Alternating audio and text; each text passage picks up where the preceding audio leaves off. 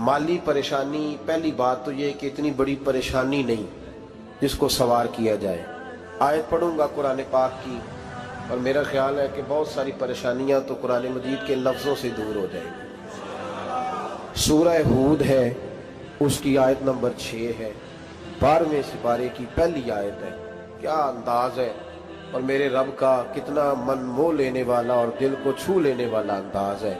रब करीम ने फरमाया वमा मिन दाब्बतिन फिल अर्द, फरमाया नहीं ज़मीन पर कोई भी ऐसा चलने वाला, ज़मीन पर कोई ऐसा नहीं जो चलता हो, इल्ला अलल्लाहि रिज़्कुहा, जिसका रिस्क अल्लाह ने अपने जिम्मे न लिया हो। ज़मीन पे कोई चलने वाला ऐसा नहीं जिसके रिस्क की जिम्मेदारी रब करीम की ना हो। जिम्मेदारी रिस्क किसकी है? बोल के बताएं, बोल के किसकी जिम्मेदारी है जी? अल्लाह। देखिए गौर फरमाएं, यहाँ मुफस्सिरीन ने एक बात लिखी है इस आयत के तहत कि फरमाया जो ज़मीन पे चलने वाला है उसका रिस्क अल्लाह के ज़िम्मे। फरमाते हैं कि ये अल्लाह ने हमारी अकल के मुताबिक हमसे बात की है, वरना आसमानों में जितनी मखलूक है रिस्क उसका भी अल्लाह के ज़िम्मे ही है। यहाँ जो फिल अर्द के लफ्ज़ है ज़मीन पे, वो हमें समझाने के लिए कि तुमने तो सिर्फ ये दुनिया देखी है ना, तो जिसको तुमने देखा है वो सब खाते अल्लाह का दिया हुआ ही है। तो जो हमने देखा था रब करीम ने उसके मुताबिक हमें समझा दिया। फरमाया कुछ तो तुमने देखे ही नहीं, चलो उनकी तुमसे बात नहीं करते, पर जो तुमने देखे हैं उन सब का रिस्क किसके जिम्मे है? अल्लाह के। मेरे रसूल करीम सैयद आलम सल्लल्लाहु ताला अलैहि वसल्लम कुरान मजीद की जब तर्जुमानी करते, वजाहत करते, तो महबूब पाक सल्लल्लाहु अलैहि वसल्लम भी कोई इश्काल रहने नहीं देते थे, कोई इश्काल नहीं रहने देते थे। मेरे महबूब करीम अलैहिस्सलातु सलाम ने फरमाया अल्लाह पे भरोसा रख के सवेरे निकल जाना रिस्क की तलाश में। किस पे भरोसा रखना है? निकलना तुम्हारे जिम्मे है। ये ना कहना कि घर बैठूंगा तो यही आएगा, निकलना तुम्हारी जिम्मेदारी है। जितनी जिम्मेदारी है वो पूरी करना। अल्लाह पे भरोसा करके निकल जाना तुम्हारी जिम्मेदारी है। रब का जिम्मा है तुम्हें रिस्क देना, वो जरूर तुम्हें रिस्क पहुंचाएगा।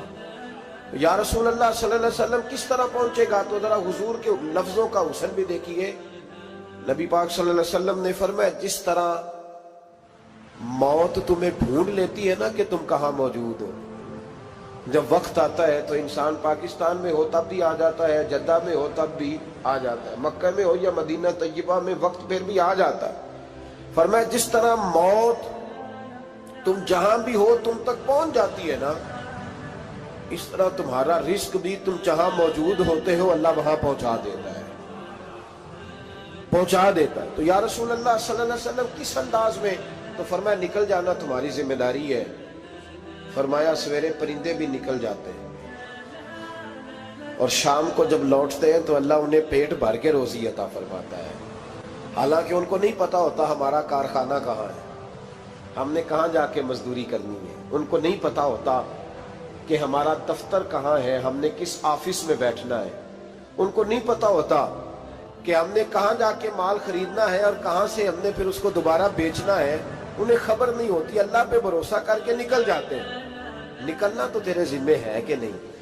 फरमाया वो तू ड्यूटी कर, शाम को अल्लाह जो रब परिंदों को रोजी देता है वो तुझे भी अता फरमाएगा।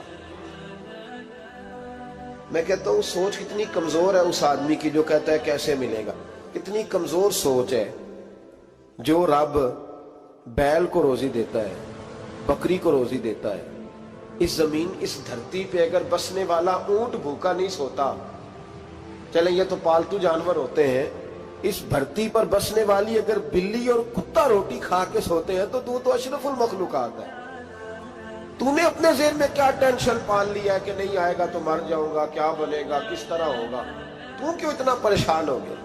भाई माली परेशानी सबसे ज्यादा उस बंदे ने ओढ़ ली है जिसकी तवक्कुल की बात कमजोर हो गई है। तू सीधी तवज्जो अपने रब करीम की जानिब रख, सीधी तवज्जो अल्लाह की जानिब कर। रब फरमाता है जिम्मा तेरा नहीं, जिम्मा मेरा। लेकिन ना तनख्वाह एक आती है घर में, जब एक बच्चा होता है तो तब भी काम चलता है, जब अल्लाह 2 बच्चे दे दे फिर भी उस तनख्वाह से काम चलता है, जब 3 हो जाए फिर भी चलता है, जब 4 हो जाए। नहीं आप ना भी बोले तो बात तो सही है, बहरहाल काम फिर भी چلے اسی تنخواہ میں سے جب بندہ بڑے بیٹے کی شادی کر کے بہو بیاہ کے لے آئے تو پھر بھی کام چلتا ہے، اور جب اس بیٹے کو اللہ بچے عطا کر دے تو اسی گھر میں، اسی آنگن میں، اسی چھت کے نیچے کام چلتا ہے، تو پھر تو مان جانا کہ چلانے والا تو نہیں، چلانے والا کوئی اور ہے۔ پھر تو مان جا کے چلانے والا کوئی تو اس وقت جب تنخواہ تیری لگی تھی تو کہتا تھا ابا ابھی میری شادی نہ کر، میں بیوی کو کیسے کھلاؤں گا؟ تو وہی شخص ہے جس کی چھت کے نیچے پھر 1.5 درجن پوتے بھی پل رہے اور گزارا ان کا بھی ہو رہا ہے۔ تو رزق کا ذمہ کس کا ہے؟ اللہ کا ذمہ۔ اب ہمیں پتہ ہے پہلی بات تو پریشانی اس لیے اتار دینی چاہیے کہ ذمہ ہمارا ہے ہی نہیں۔ اب دوسری بات یہ کہ ذمہ داری کس کی ہے؟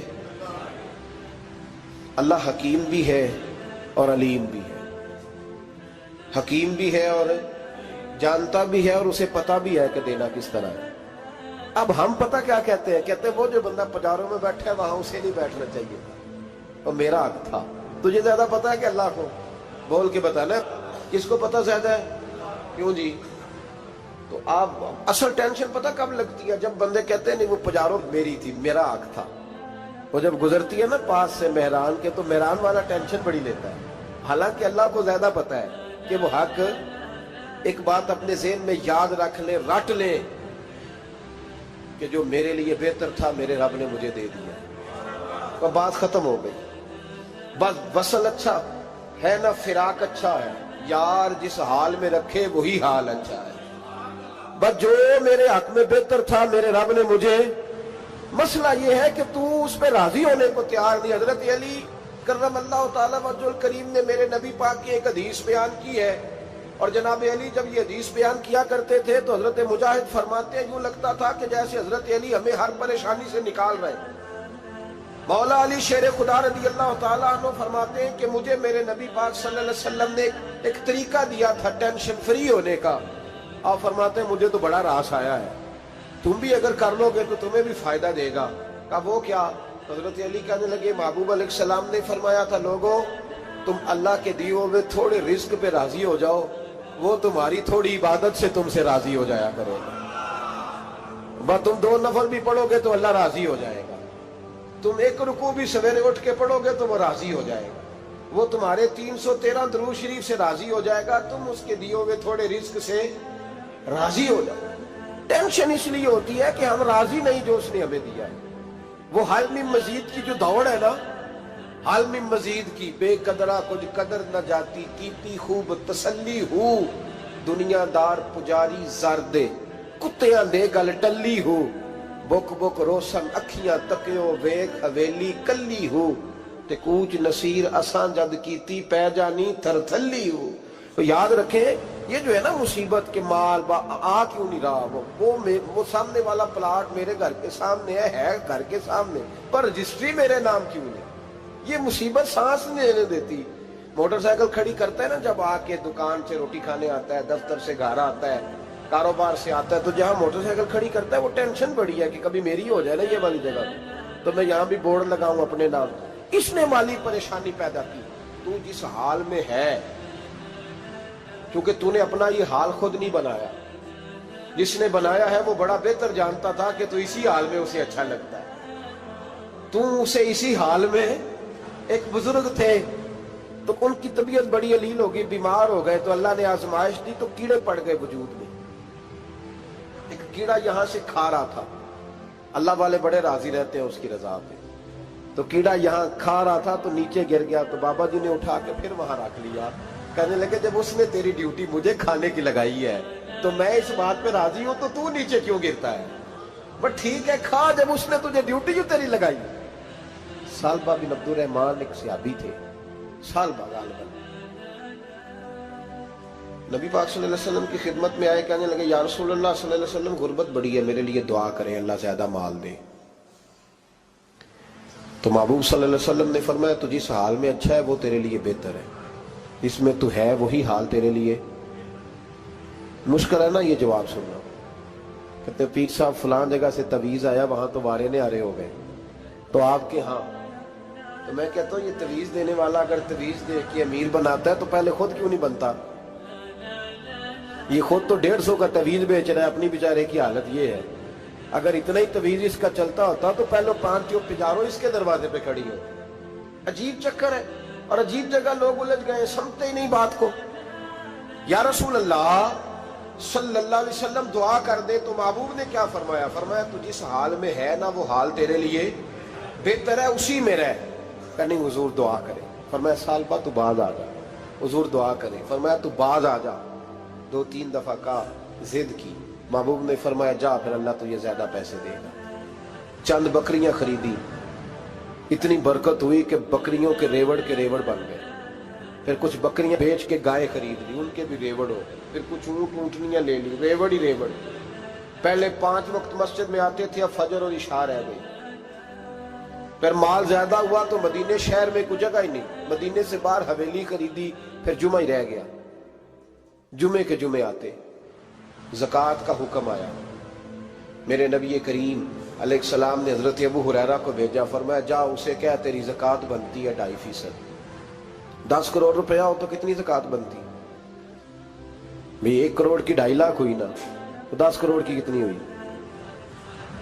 تو بڑی مصیبت ہے جب بینک سے میسج آتا ہے نا کہ 25 لاکھ نکل گیا تیرے اکاؤنٹ سے، بہت بڑی مصیبت، بڑی ٹینشن ہوتی ہے۔ ایک صاحب میرے پاس آئے، ان کی زمین اچانک مہنگی ہو گئی، اچانک پہلے کچھ 15-16 لاکھ کی ایکڑ زمین تھی، پھر وہ کروڑ کی ہو گئی۔ تو میرے پاس آئے، کہنے لگے وہ 10 کروڑ روپے بنتے ہیں تو زکوٰۃ، تو میں نے کہا آپ نے کیا کیا؟ زری زمین پہ عشر آتا ہے، اس پہ زکوٰۃ نہیں آتی، تو آپ نے کیا کیا؟ کہنے لگے وہ کچھ سوسائٹی کے رول کے مطابق میں نے فائلیں وغیرہ لے لی ہیں، اب میں نا کبھی موقع آئے گا تو ان کو بیچوں گا۔ تو میں نے کہا اب تو آپ کا یہ مال ہو گیا بزنس کا، تو اب تو اس پہ زکوٰۃ آئے گی۔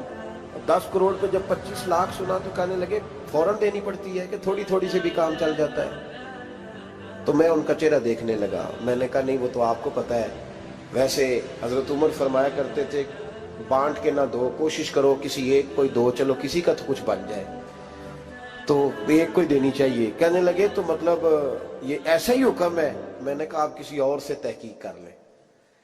اب یہ بھائی لیتے وقت نہیں تجھے ٹینشن ہوئی کہ 15 لاکھ کا کروڑ ہو گیا، تو اس وقت کبھی تو نے کہا کہ یا اللہ، تو یہ کیسی سوچ ہے مسلمان؟ کس طرح کا اس کا؟ ہمارے ہاں جب کسی آدمی پہ حالات خراب ہوتے ہیں نا تو سب سے پہلے وہ اس طرح کرتا ہے کہ جو میں کہیں اللہ کے رستے میں دیتا ہوں پہلے اسے بند کروں۔ جس رستے تجھے آ رہا تھا پہلے تو نے وہ رستہ بلاک کیا۔ حضرت اسماء بنت ابی بکر صدیق کہتی ہیں میں حضور کو مسجد کے لیے، ادارے کے لیے، صحابہ صفہ کے لیے کچھ دے رہی تھی، تو میں نے گننا شروع کیا تو حضور مسکرانے لگے۔ حضور مسکراتے کیوں ہیں؟ تو فرمانے لگی، محبوب فرمانے لگے اسماء اللہ کے رستے میں گن گن کے نہ دیا کر، ورنہ وہ بھی تجھے گن گن کے دے گا، تو اس کے رستے میں بے حساب دے، وہ بھی تجھے بے حساب ہی عطا فرمائے۔ لیکن پہلے یہ والا پہلے دروازہ بند کرو، یہاں سے پیسے ختم ہو رہے ہیں، تو اس طرح کرنا بھائی۔ اس دفعہ سوٹ ذرا گرمیوں والے نہ خرید، لیکن جو تو اللہ کے رستے میں دے رہا ہے اسے دیتا رہے۔ لیکن ہم اپنا نقصان کرتے ہیں، زیادتی کرتے ہیں اپنے ساتھ۔ میں نے آپ کو پہلے بھی بتایا تھا پیار کی بولی ہے، پھر بولتا ہوں۔ ایک بڑے بڑے پیار والے دوست ہیں، ایک دفعہ مجھے کہنے لگے کہ آپ کئی دفعہ اعلان کرتے ہیں تو مجھے اچھا نہیں لگتا، اور آپ ادارہ بھی بہت زیادہ بننے والا ہے، بڑی چیزیں میں دیکھتا ہوں جو ہوں تو بڑا نظام اچھا ہو جائے، آپ دعا کریں اللہ مجھے پیسے دے تو میں بڑے سارے خرچ کروں گا اس کے رستے میں۔ تو میں نے کہا یا اللہ اسے 10 کروڑ دے، یہ 9.5 کروڑ تیرے رستے میں دے دے گا۔ تو چپ کر گیا، جس طرح آپ نہیں کر گئے سارے، چپ کر گیا وہ بھی۔ اس نے کہا جی نہیں جی انشاءاللہ کریں گے۔ تو میں کیا پلیا جی دعا پہ ہوں دیا، ابھی تو وہ آئیں گے تو تب دیکھی جائے گی، تو یہیں اڑ گیا ہے۔ یعنی 9.5 کروڑ اللہ کے رستے میں خرچ کرنے کی دعا پہ بھی آمین کوئی نہیں کہتا کہ چلو آمین ہی کہہ دیں۔ تو میں کہا تینوں تے 50 لاکھ بچتا سی پیا، لیکن تو اس سودے پہ تیار ہے۔ جب یہ سوچ ہوتی ہے، یہ غلط سوچ ہے، یہ بات تو اگر تے مسکرانے والی، لیکن یہ سوچ صحیح نہیں۔ حضرت عثمان غنی رضی اللہ تعالیٰ عنہ کہتے ہیں جس وقت نبی پاک صلی اللہ علیہ وسلم نے اعلان کیا نا جنگ کے موقع پر کہ 800 سپاہیوں کا خرچہ چاہیے، کہتے ہیں میرے پاس 600 کا تھا۔ یہاں ایک روایت میں حضور نے 1000 کا اعلان کیا تو میرے پاس 800 کا تھا۔ جب 2-3 دفعہ نبی پاک نے اعلان کیا تو کہتے ہیں میں نے کھڑے ہو کے کہا یا رسول اللہ پورا 800 میری طرف سے۔ کہتے میں نے 200 سپاہی کا خرچہ ادھار اٹھایا لیکن پورے 2 مہینے نہیں گزرے تھے، رب کریم نے مجھے کئی گنا کر کے پیسے واپس عطا فرما دیے۔ پر بات تو یہ ہے کہ تیری وہاں لو لگی ہو، تو تجارت کرتا ہے ان لوگوں کے ساتھ جو کیا دے سکتے۔ تو سالبہ کے پاس حضور نے پیغام بھیجا، پہلے تو کہا تیرے لیے بہتر نہیں مال، جب اصرار کیا تو بڑی برکت ہو گئی، بڑا آیا تو فرمایا زکوٰۃ دے، 2.5% زکوٰۃ ہے۔ جب سوچا کہ 5 اونٹوں پہ ایک بکری جائے گی اور بڑا سارا مجھے دینا پڑے گا، اب جب غور کیا تو یہ تو نہ کہا کہ میں نہیں دیتا۔ حضرت ابو ہریرہ سے کہنے لگے نبی کریم علیہ السلام کی خدمت میں عرض کرنا کہ میں خود آؤں گا۔ حضرت ابو ہریرہ نے آ کے عرض کی یا رسول اللہ صلی اللہ تعالی علیہ وسلم، حضور وہ کہتے تھے میں خود آؤں گا، تو کہتے ہیں محبوب نے ٹھنڈی سانس لی، فرمایا اسے کہا تھا کہ تیرے لیے مال بہتر نہیں، اب ہلاک ہو گیا، ہائے افسوس ہلاک ہو گیا۔ ان کو بھی تھوڑی دیر کے بعد احساس ہوا کہ یہ میں نے کیا کیا، نبی پاک کو ہی کہہ دیا نہیں ہے، حضور کو کہہ دیا بعد میں آؤں گا۔ اب دوڑے آئے، عرض کی حضور میں سارا کچھ لے کے آئے ہوں، قبول کر لیں۔ محبوب نے فرمایا گویا بلال حبشی کی خشک کھجور بھی قبول ہے، اور صہیب رومی ایک اٹی باندھ کی لائے تو وہ بھی قبول ہے، اور عمار بن یاسر اور مصعب بن عمیر اگر 2 دینار دے جائیں اور کوئی پرانا جوڑا کسی سپاہی کے لیے چھوڑ جائے تو وہ بھی قبول ہے، لیکن تو اپنا لاکھوں لے کے چلا جا، تیرا کوئی نہیں قبول، معاف کر دیں۔ فرمایا جا معاف کیا، پر پیسے لے کے نہ آنا۔ اگلے سال پھر آئے، بندے ہوئے ہاتھ ہیں، محبوبہ میں دولت کا کیا کروں گا، آگ لگانی ہے، قبول کر لیں۔ فرمایا تو لے جا، تیرا نہیں قبول، گرا جو ان کی نگاہ سے وہ سنبھل نہیں سکتا۔ حضور نے وصال ظاہری کیا تو جناب صدیق اکبر کے پاس آئے، لاکھوں کا مال، ابو بکر قبول کر لو، تو جناب صدیق اکبر کہنے لگے اس کا کر لو جس کا نبی نے نہیں کیا، چل جا کوئی نہیں چاہیے۔ حضرت عمر کے زمانے میں قحط پڑ گیا، بارشیں نہیں ہوتی، غلہ نہیں ملتا، حالات خراب ہے، مالی طور پہ بحران آ گیا، غربتیں، مجبوریاں، تکلیفیں، آ کے روئے، عمر میرا قبول کر لو، مجھے معافی تو مل گئی تھی نا۔ فرمایا معافی اپنی جگہ پہ، پر جس کا مصطفیٰ نے قبول نہیں کیا۔ بہت سارے لوگوں کو پتہ ہی نہیں کہ ان کا قبول ہی نہیں ہوا، اور وہ الجھے ہوئے، انہیں خبر ہی نہیں کہ اصل بات کیا ہے۔ فرمایا جس کا مصطفیٰ کریم نے قبول نہیں کیا، اب ہیرے اور جواہرات بھی لے کے آئے تو بھوکے مریں گے، پر اس کا قبول، اس بات پہ راضی رہو، اس حال میں اللہ نے رکھا ہوا، اس حال میں راضی رہو۔ یہ جو مصیبت ہے نا دیکھنی کہ وہ بھی میرے پاس، تمہیں کیا پتا، کبھی پوچھ تو صحیح اس سے وہ کس مصیبت کا شکار ہے، جو مالی طور پہ بڑا امیر ہے، تو اس کی طرف دیکھ کے اپنا دل برا کرتا ہے۔ بس جس حال میں رب نے رکھا ہے اس حال میں رہ۔ حضرت عثمان غنی کے زمانے میں تو وہ وصال کر گئے، لیکن بھائی تو جس حال میں تیرا رب تجھے رکھتا ہے اس حال میں رہ، تیری مالی پریشانیاں ختم ہو جائیں۔ میں نے پہلے بھی شاید آپ کو ایک دفعہ کہا تھا، میں تعلیم سے فارغ ہوا تو میرے ایک استاد اور میرے کچھ دوست کہنے لگے افریقہ آ جائیں آپ، بھائی بہت بڑا ادارہ ہے، اس کو چلائیں، اس کو سنبھالیں۔ میری والدہ سے میں نے کہا، اس طبیعت ہوتی ہے نا انسان کی، میرا بھی دل لگ گیا۔ میری اماں پڑھی نہیں تھی لیکن اللہ نے دانائی بڑی عطا فرمائی تھی، حکمت بڑی تھی، سیانی بڑی تھی۔ تو میں نے کہا اماں جی وہ مجھے ساؤتھ افریقہ کی دعوت ہو رہی ہے تو آپ کیا کہتی ہیں؟ تو اٹھ کے میرے پاس آ گئی اور مجھے انہوں نے اپنے بازوؤں میں لے لیا، پھر میرا ماتھا چوما، کہنے لگی پتر میں تے وال بھی نہ پوٹ کے دیوا کسی نے، ہم نے دولت کا کیا کرنا، تو اللہ کا نام لے کے کہیں بیٹھ جا، رب کریم رون کے لگا دے گا، خیر ہو جائے۔ تو میرے بھائی یاد رکھیں ان چیزوں سے تھوڑا سا دیکھیں نا، قناعت کریں، جو اللہ نے دیا اس پہ راضی ہو جائے، اللہ بڑا مہربان ہے، وہ آسانیاں کر دیا کرتا ہے۔ تو یاد رکھیں میرے رسول کریم علیہ السلام نے ایک تو ہمیں درس یہ دیا ہے کہ تو سمجھ جا، قرآن نے ہمیں بتایا ہے کہ روزی تیری ذمہ داری نہیں، روزی کس کی ذمہ داری ہے؟ اللہ کی۔ اور دوسری بات یہ کہ جو اللہ نے تمہیں دیا ہے اس پہ تو راضی ہو جا، تیری مالی پریشانیاں ختم ہو جائیں۔ اور پھر حضور صلی اللہ علیہ وسلم نے فرمایا مذہبی طور پر جب دیکھو تو آگے دیکھو، اور دنیاوی طور پر جب دیکھو تو پیچھے دیکھو، پریشانی ختم ہوگی۔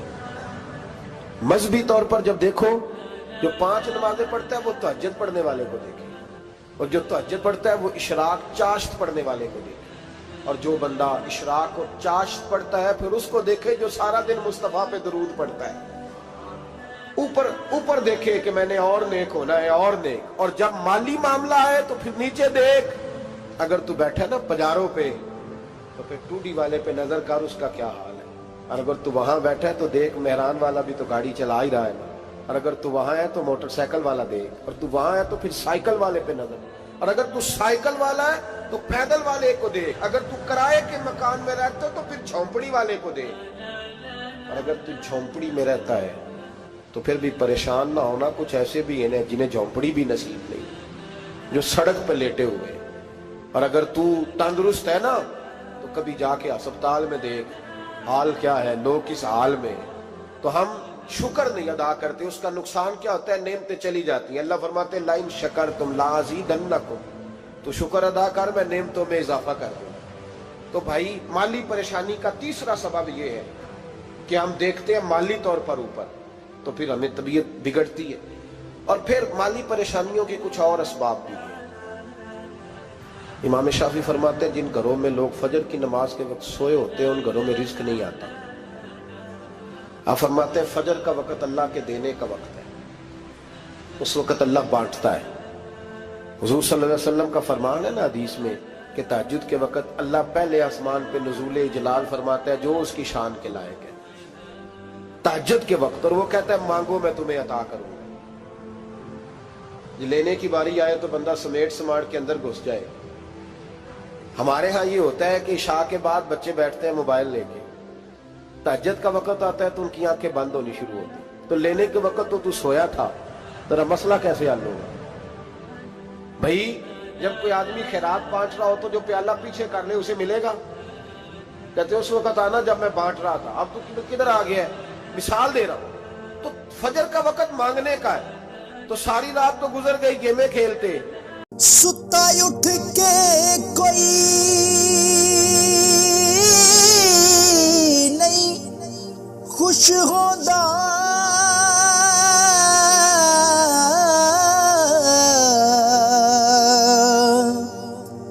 بڑے ستے جگا کے میں ویکھیا